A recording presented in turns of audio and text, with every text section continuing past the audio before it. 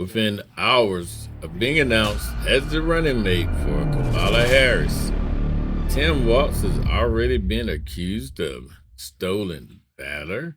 Welcome to Straight Talk, where we talk straight about politics, America, the world, and our everyday lives. We're not holding any punches. The coronation of Kamala is nearly complete. Are you ready to bend the knee, kowtow, whatever the custom is, in this strange new United States of America? The DNC had a virtual roll call that ended Sunday night. Be mindful that not one citizen has voted for her. She was part of the coup of Joe Biden, and therefore she will assume the crown after a potentially rigged election, of course. Have you heard her speak off a teleprompter? Have you? She said some crazy things, man. Some crazy things. And what was the deal with that Georgia rally? Let's get our booty shaking on. It was despicable, and I felt insulted. Why hasn't she had a presser or an interview? I mean, this is where we get to know where these people stand. Quote unquote. Of course, I use quotes loosely. And I just don't get why people are not outraged. Why are you not outraged? Are you outraged? I don't know hardly anyone of the Democratic persuasion who's outraged about all this. They're happy. They've got yard signs. They got the whole nine. They've bought in lock, stock, and barrel. If I asked them, and they was like, well, she won the nomination. But who voted for her? No one. No one voted for her, but she has the nomination. And that upsets me because this country was founded on people voting for who they wanted. So she's just been presented to you on a silver platter, and you're okay with that. Why are you okay with that? I don't understand it. It doesn't make any sense to me that you're okay with that. So it'd be nice if some people, because the people that I know personally that I've asked, those that's been willing to speak about it, a lot of those people look like me. They're saying it'll be the first black female president. Well, there's some controversy there. They're American Indians, so you got to be 25% to be considered Indian. I'm only 12.5%. I don't know. I digress. But the presidency shouldn't be about color anyway. Who cares what their skin color is? Well, black people do for whatever reason, but who cares about their skin color? Her policies, her politics, her running positions, those are the things that we care about, but she's not telling anyone that because she hadn't had a presser unless she magically had one late last night or this morning. I know she had another rally. And the great things about rallies is that you don't answer questions. You got your teleprompters, you got your talking points, and you go up there and you just get it done. And I saw maybe 3 minutes of the rally. It's not her. Well, it was her and her running mate. That's why I couldn't stand the rally. But before we get to the running mate, let me play this for you. Kamala coronation will not be questioned. The liberal media is following the Democrats' lead and brushing aside the voices of over 14 million folks who voted for Joe Biden in the primary. You better hop on board or else. And I've heard from inside Republican circles and right-wing media that the hate campaign against Kamala Harris has begun. You'll notice they purposefully pronounce her name wrong.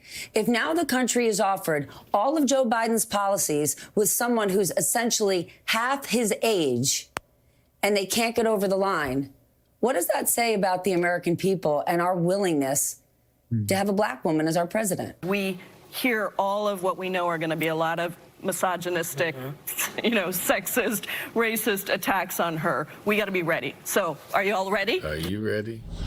Greg, are you ready? I am. I like how they're starting the racist and gender narrative while they then start the ageist narrative that we can point them out for, right? So it's okay to go after an older gentleman, but then you accuse people people mispronounce my name all the time, usually at Klan rallies. But the coronation. Be ready, y'all. Be ready.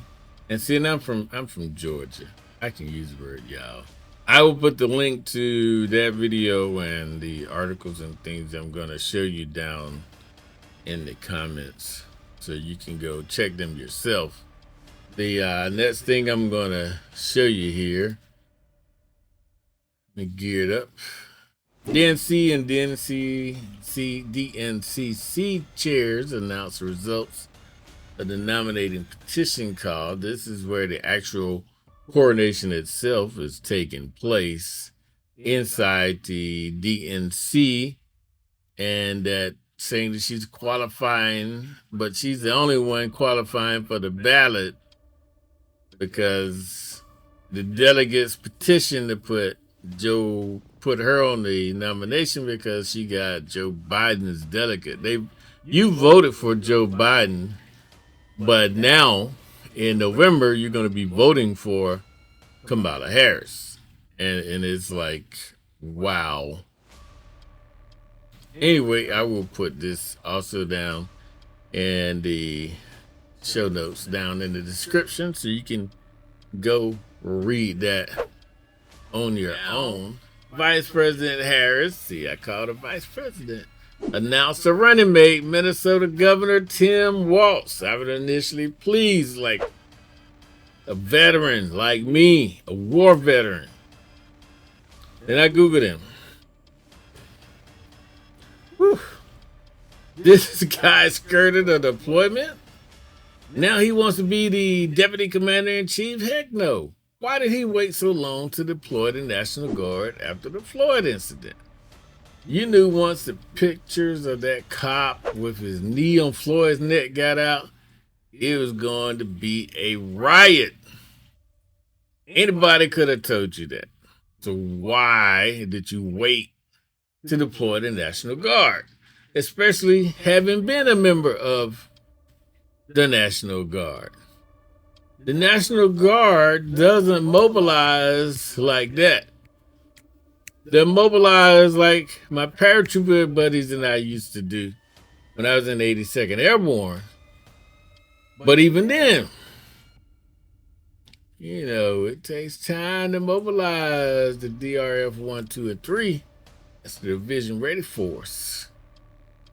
Now, I don't have any stolen valor. I got combat patches. I got awards. You can go talk to my buddies if we're there. There's no stolen valor. I didn't hide when that call came. Even as a reservist, I was working as a sheriff deputy. I got a call at the sheriff office being mobilized, but not Tim. Old Command Sergeant Major Tim. Well, that guy just dipped. I'm going to slide my retirement papers in here. Couldn't explain it. But see, what most people don't know is that a military unit is like your company. You've never been in the military. Your bosses, the CEO and the vice president and those people are going to know about things before you as a worker does. So Tim was basically like a vice president in his unit. So they were alerted that you're going to be mobilized far out before the rest of the soldiers are. But eventually, when it's easy, they're going to give people enough time to let their employers know, to get their affairs in order. If they're a single parent, get their care plan enacted. All these things have to take care of because this civilian soldier is about to go be a full-time soldier for 12 to 24 months usually. And doing Iraq in that time period, my deployment was for 2 years, and I had 3 of them. I typically spent 18 months in the suck. Luckily for me, I had enough rank that my last deployments was in the rear with the gear. I'm telling you, the boy was feeling good. It's good not being shot at. But anyway, and I don't think Tim's job would put him into a position where he would have to face-to-face engage with the enemy anyway. But being a fluid war zone like that, I'm speculating, because a lot of people ran into the enemy that didn't expect to run into the enemy, and it shows why military training is what it is, and so many people skirt out on military training. So when I was running training, people was upset that we're gonna run this range by the book, and people had never done that before, even to the point where people that outranked me tried to call me on the fact, and I knew it was gonna happen. Is like, well, here's the book, sir. But anyway, I digress. I got off topic. So before I get completely into Tim's stolen valor, I'm gonna at least talk about his position. He's spoken out in support of abortion rights, and as a man, I feel that men and the government, on one hand, should stay out of abortion rights. I do consider abortion is something between a woman and her doctor and the baby. But who's speaking for the baby? That's the government trying to speak for the baby. But early term abortion, I'm going to shut up about that. The end term, or to save the life of the mother, well, give the woman an abortion. Get the hell out the way, government. It's a lot of these Republican states, I think, are just going overboard about things, because I don't know what they're trying to prove. It seems like they're trying to prove something to me, but get out the way.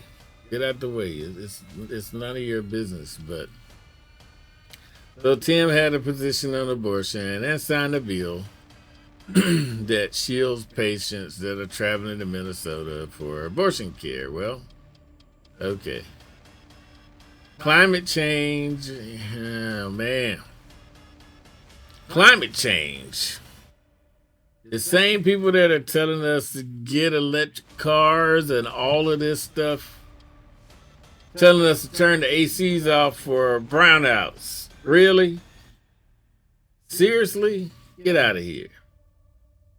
Y'all unplug y'all electric cars so I can keep my AC on, please. I like electric cars now. So I like electric cars. I don't have one. But the border, man, these things providing health coverage to immigrants, like, you guys in Minnesota okay with that? Obviously, I think you reelected a guy, but I'm not in favor of giving illegal immigrants, and I call them illegal immigrants, because people that immigrate legally and follow the process, they are legal immigrants. We like those.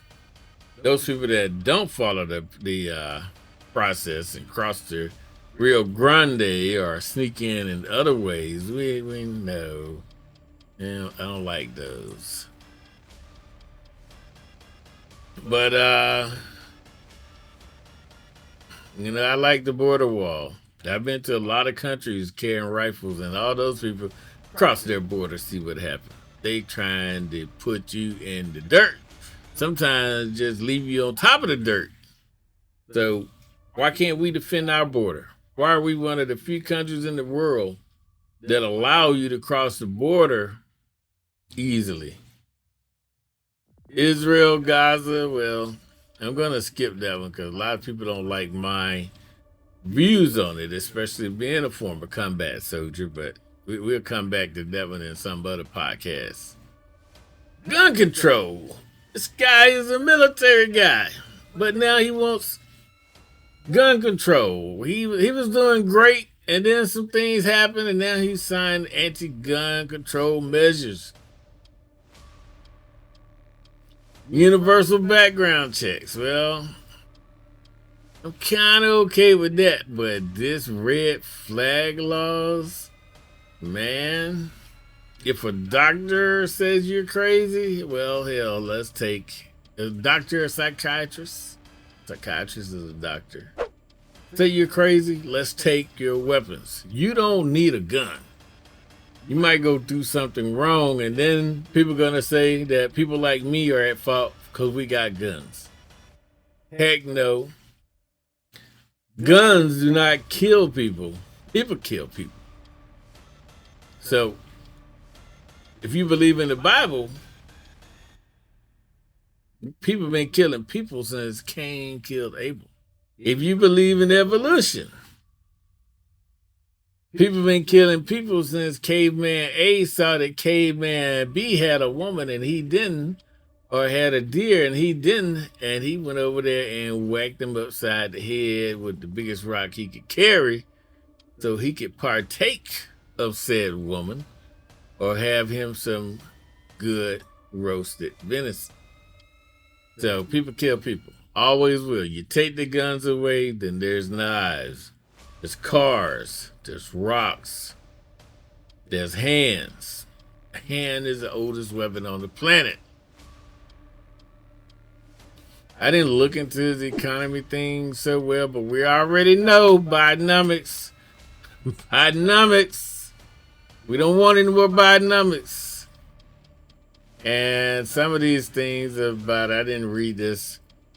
I kind of support paid family and medical leave. I've done that for my employees. I think if you've got an issue with your family going on, you need to go and take care of it. That's a necessity. But making it law, federal law, man, Free school meals. I never got free lunch. I tried to use my own income when I was a teenager. It's like, you got to use your parents' income, not yours. Because mom said, you working? You pay for your own food. What? So there's a lot of things that we probably could dig into him, but personally, I give the guy an F. And let's go into this video right here, man. Now I tell you that I'm not a fan of Megyn Kelly. I haven't seen her recently. This video was sent to me, but I wouldn't find it because I don't subscribe to Megyn Kelly, and I can't even remember what.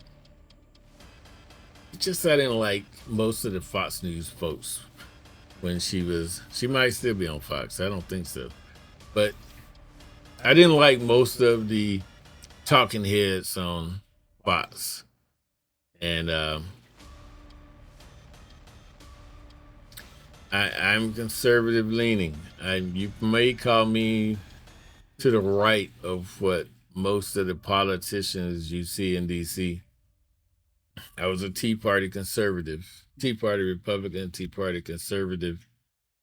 And so most of these big time spending Republicans in DC are just not for me. But like I said, I don't remember why. It was during that time period is when Megyn Kelly and when Megyn kind of fell out of favor with me. But she don't know who the heck I am, so I can't fall out of favor with her. And but anyway, I'm over here blabbering. Let me play this video that was sent to me, and I'm not starting at the beginning. It's 38 seconds in. I'm not going to play the whole thing, but this is a critical Alpha piece News for me. Vetted Tim Walz hard back in 2018 when he was trying to elevate from congressman to governor, and he did it successfully. And here's the headline: former National Guardsman, Tim Walz is misleading the public about his time in service. going to read you some excerpts. Walz often refers to his military service as he campaigns for governor. However, former members of the Minnesota National Guard are raising concerns over the discrepancies in his story, saying he's misleading the public about it. Tim Walz has embellished, this is a quote, and selectively omitted facts and circumstances of his military career for years, said Thomas Behrens, a retired command sergeant major for the Minnesota National Guard. Walz, 54, this is back in 18, joined the Army National Guard when he was 17, completing 20 years of service. And then in 2001, just days after 9/11, Walz re-enlisted in the Minnesota Army National Guard. He then retired 4 years later in 2005, ostensibly to run for Congress. Okay, so far we're wondering what's wrong with any of this. Behrens says Walz did serve a long and honorable career, but it is his story surrounding his service post 9/11 that raises red flags. The discrepancies start with how long he re-enlisted for. They say, okay, in 2006, as Walz was amid his first campaign for Congress, questions were raised about the timing of his retirement. You see, Walz's sudden retirement after learning that his unit would be deployed to Iraq is what is under scrutiny. He allegedly re-enlisted for another 6 years, which would have taken him well past the time of being they were trying to deploy him.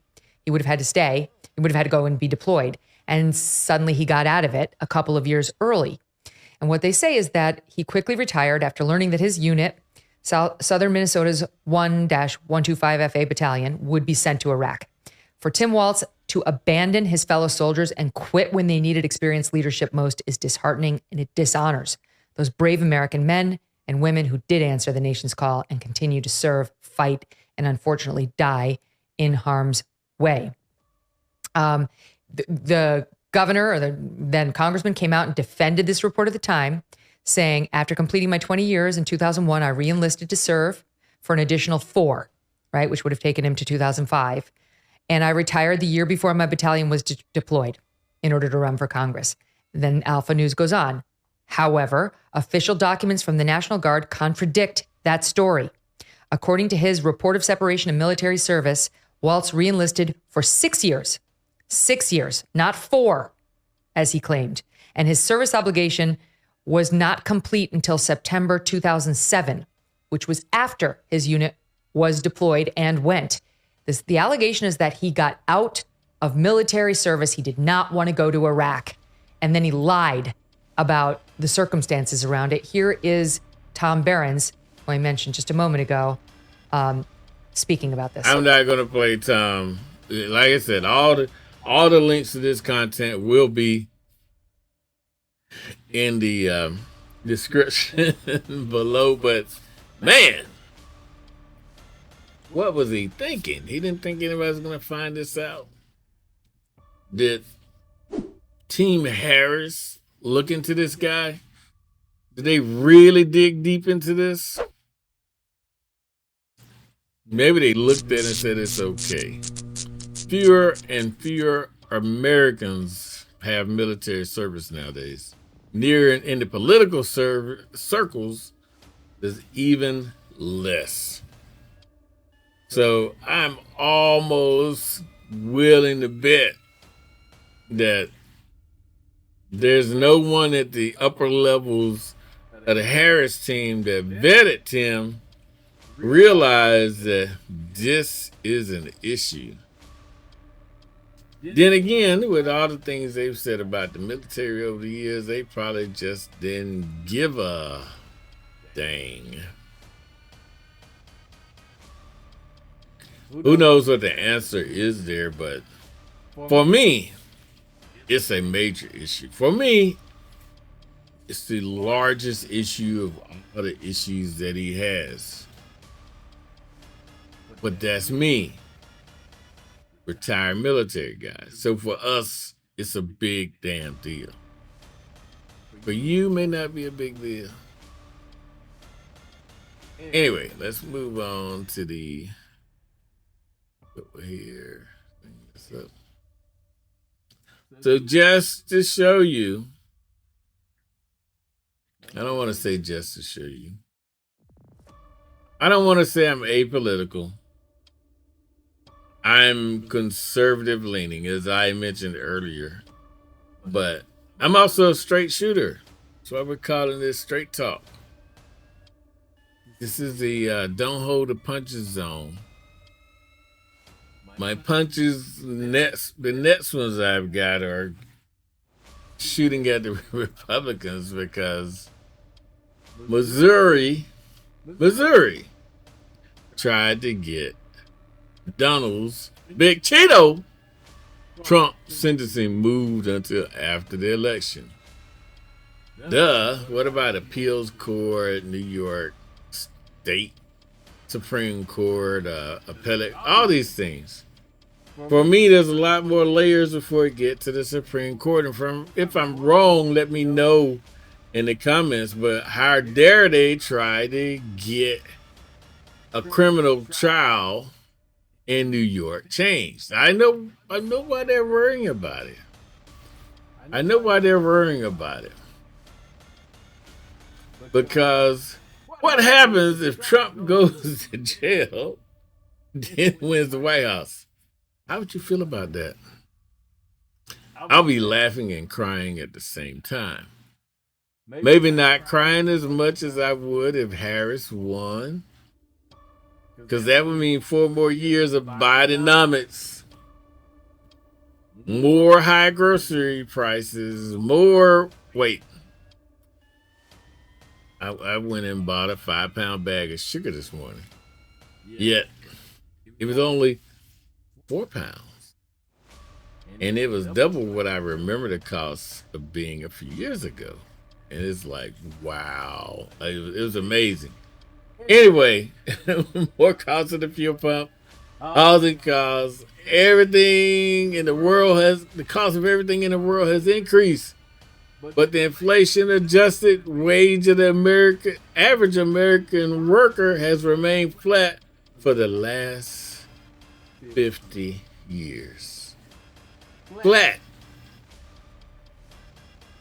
Keynesian economics doesn't work. We should have stayed on the gold standard, but it's too late now, man. I think we can go back to the gold standard, but it's gonna be extremely painful if we don't get our economy fixed. And I don't think any of these jokers running right now can fix it. I can't fix it. Hell, I'm not saying I can, but if we don't fix it, we're in deep hurt. We're in deep hurt. We're in deep hurt. More and more people around the planet don't want the American dollar because it's phony money, man. It's phony money. We get into the point of Venezuela. Phony money. Phony money. I would play that money song, but let's not demonetize this thing yet.